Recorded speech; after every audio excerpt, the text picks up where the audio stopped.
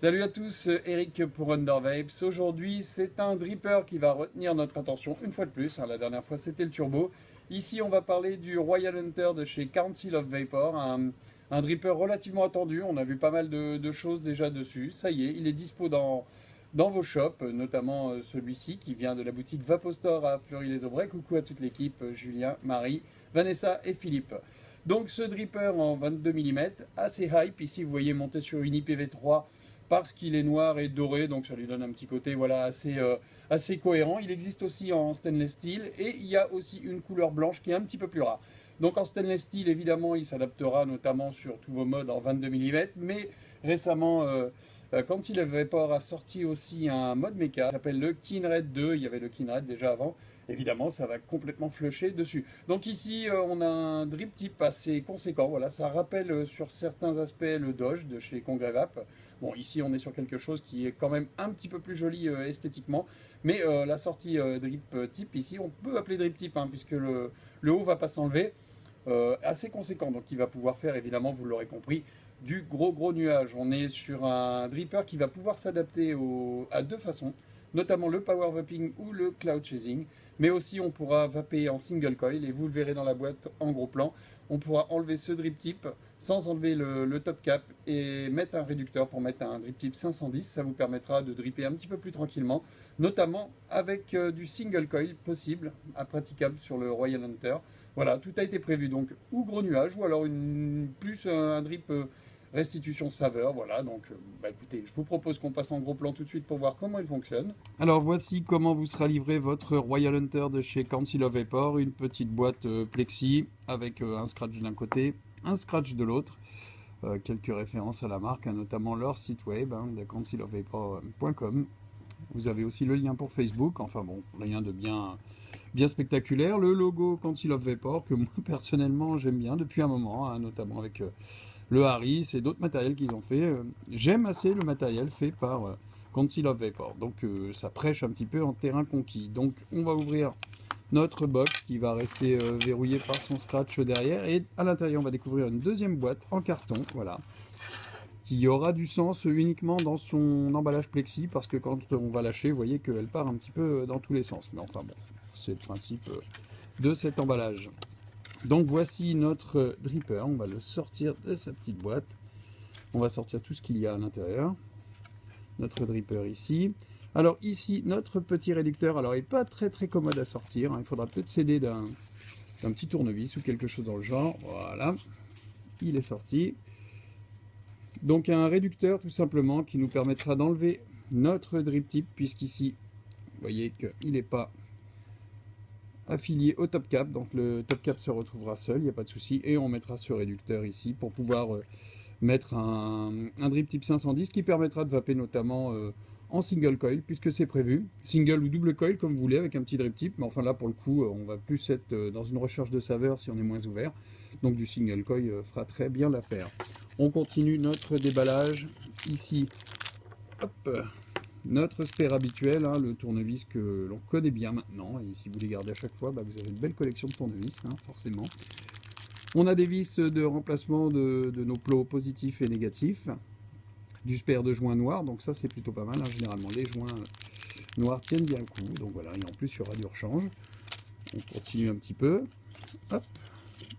Ici on va trouver un petit guide de fonctionnement de notre Royal Hunter, voilà, qui est évidemment en anglais comme d'habitude, mais qui est bien décrit par les images, donc vous pourrez quand même comprendre de quel type de matériel vous avez à faire.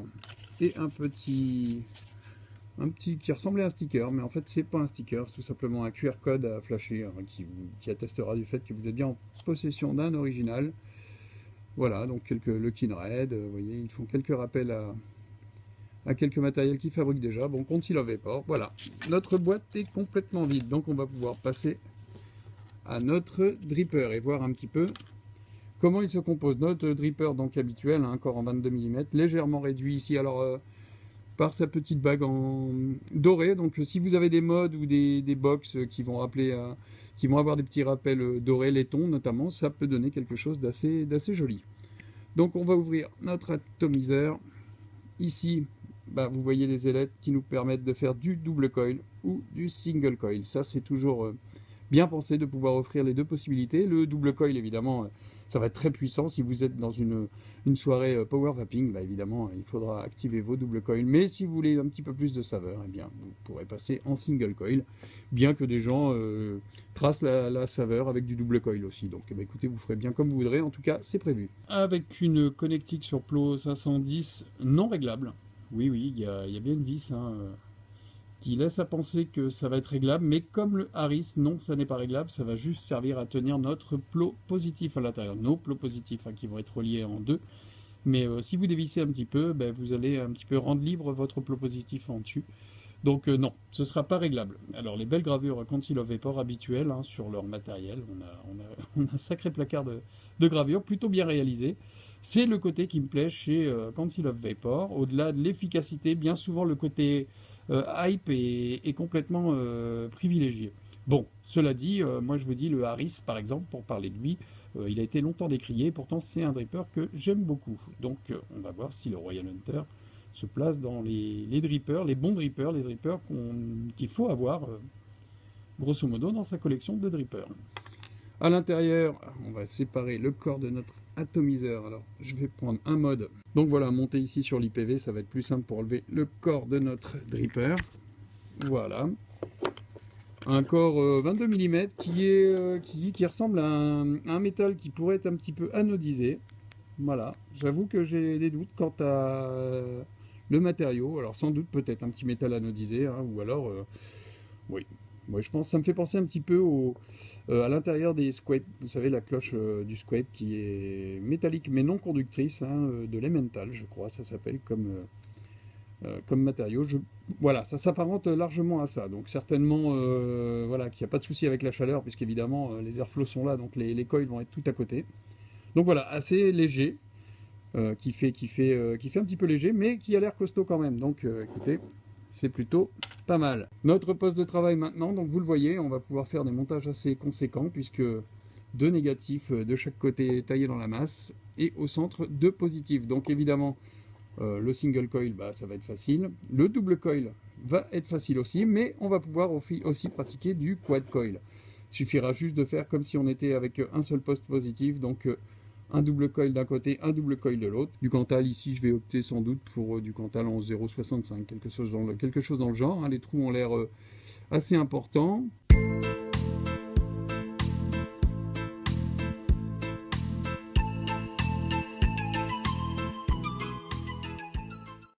les amis, vous avez pu voir le montage sur le Royal Hunter, donc double coil en twisted, hein, un petit, je sais plus, 0,00, je ne vais pas vous dire de bêtises, 0,30 je crois.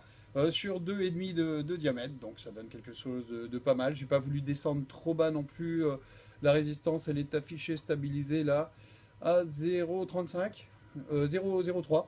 Donc voilà, ça suffit largement. On aurait pu descendre plus bas, mais enfin bon, c'était simplement pour vous montrer le Royal Hunter et pas non plus développer tout ce qu'il peut faire. Simplement, quand même, on va monter à 80 watts et je vais vous montrer ce que ça donne en tirant dessus. Donc double airflow ouvert, hein, double coil forcément, bien arrosé, et on voit ce que ça donne.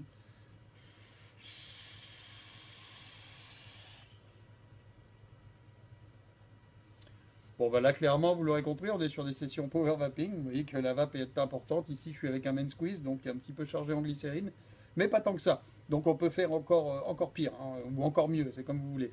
Donc, seul petit détail, ça chauffe un petit peu quand même. Sur les bords, ici, imitation laiton. Il faudra éviter de coller vos lèvres dessus quand vous tirez et que vous envoyez les watts, parce qu'on sent quand même la chaleur. Mais le drip tip est bien isolé, lui.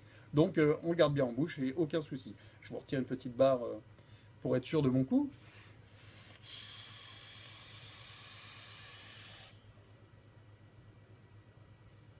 Voilà, un volume de vapeur assez impressionnant. Donc là, évidemment, dans cette configuration-là, on va faire des gros nuages. Si on enlève notre drip tip et qu'on met le réducteur et qu'on met un drip tip 510, je vous conseillerais de vaper en single coil et d'essayer de restituer un petit peu mieux les saveurs. Bien que le main squeeze ici en power vaping, bah, lui est parfaitement restitué. On le sait, c'est plutôt un juice qui va bien se révéler avec du power vaping, mono arôme, très fort en goût.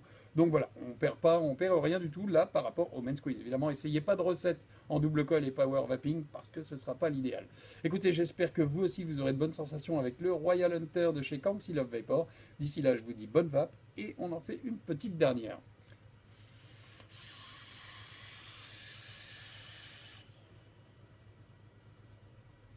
À bientôt.